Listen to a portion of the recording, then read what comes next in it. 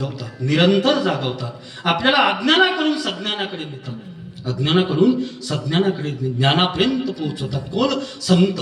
महाराज म्हणतात मग ते काय करतात? महाराज म्हणतात मज निरंतर जागविती. मग महाराज म्हणतात मी जे संत जागवतात, जे संत आपल्यावर उपकार करतात, त्यांच्या उपकारातून मी उत्तीर्ण होऊ शकत नाही. त्यांना काही जरी मी दिलं, पायाची वाहन पाय बरी, तशी पायाची वाहन पायात बरी आहे, पण मी माझ्या अंगाचे कातडे सुद्धा त्यांना काढून दिले तरीही संतांचे उपकार फिटत नाही. काय द्यावे त्यासी व्हावे उत्तराई, ठेविता पायी जीव थोडा. त्यांच्या पायावर जीव जरी ठेवला मायबाप तरीही मी उत्तीर्ण होऊ शकत नाही, तरीही मी उतराई होऊ शकत नाही. इतके संतांचे उपकार. मग संत काय करतात? सहज बोलणे हित उपदेश.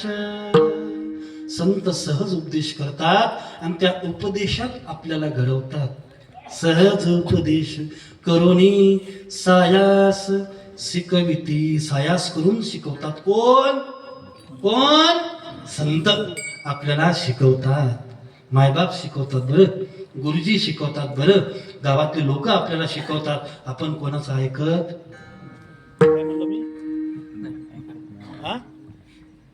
आपण कोणाचं ऐकत? भया सुद्धा म्हणतात नाही, नवऱ्याचं सुद्धा ऐकत नाही, कोणाचंच ऐकत नाही. पण सांगणारा जर मजबूत असला, ऐका ऐका ऐका, लक्ष देऊन ऐका, सांगणारा जर मजबूत असला, सांगणारा जर संत महात्म्यांच्या त्या लाईनीतला असला, कितीही अज्ञानी व्यक्ती असू द्या, कितीही मूर्ख मूळ व्यक्ती असू द्या, त्याच्या कानापर्यंत जर संताचा शब्द गेला मायबाप, तर रेड्याच्याही मुखातून काय निघू शकतो? काय निघू शकतो? काय निघू शकतो? वेद निघू शकतो. तेवढा सामर्थ्यवान पाहिजेत, तेव्हा आपल्यावर त्या उपकाराचा भार होतो. महाराज म्हणतात सहज बोलणे हितोपदेश करोनी सायास शिकविती. तुका म्हणे वत्स धेनुवेचे चित्ती,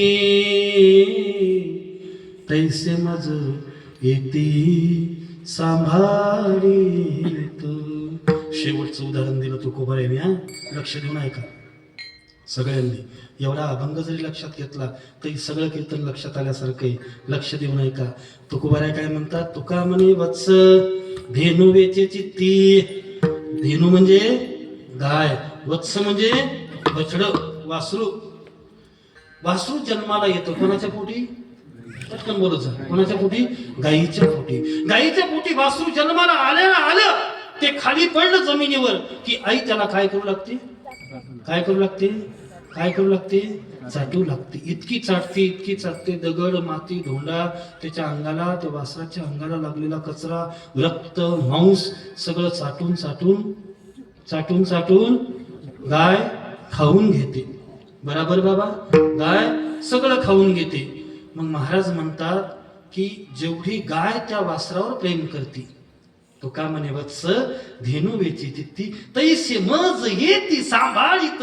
तसे मला संत सांभाळतात. कशी? जशी गाय वासरावर प्रेम करते. तुम्ही म्हणाल महाराज या जगात अनंत पक्षी येतं, अनंत अनंत अनंत जीव येत, मग त्यांचं उदाहरण का तुकोबारायांनी दिलं नाही? गाईचं वासराचं उदाहरणच का दिलं? आता तुमचं सोडा, महिला मंडळी तुमच्याकडे येतो, सगळ्यांना मुलं बाळ झालेली येतं, कोणीही बिना मुलाबाळाचं नाही. मला सांगा, तुम्हाला मूलबाळ झाल्यावर तुम्ही त्याला चाटता का? झोपल्या का? चाटल का कोणती बाई? मग तुमचं तितकं प्रेम आहे का? पटकन सांगा. नाही महाराज. गाय इतकं प्रेम आहे का आपलं? नाही. गाय चाटते कोणाला? त्या वासराला चाटून चाटून खाऊन घेते महाराज. आई तर त्या लेकराला धुतते, पुसते, टावेलनं अमक टमक, पुन्हा त्याला जवळ घेते. तशी आई घेते का जवळ? लेकरू कोणाचं आहे? कोणाचं आहे? कोणाचं आहे? कोणाचं आहे? आईचं चिन्ह, तुमचं चिन्ह. तुम्हाला त्याची लाज पाहिजे का? नाही. पण तसंही लेकरू तुम्ही हातात घेत नाही. याचं कारण असं आहे मायबाप, असं हे की तेवढंही सुद्धा तुमचं प्रेम त्या मुलावर नाही. जेवढं गाईचं आहे जेवढं गाईचं आहे तेवढंच आपल्यावर प्रेम कोणाचं आहे? संताचं आहे. विठ्ठल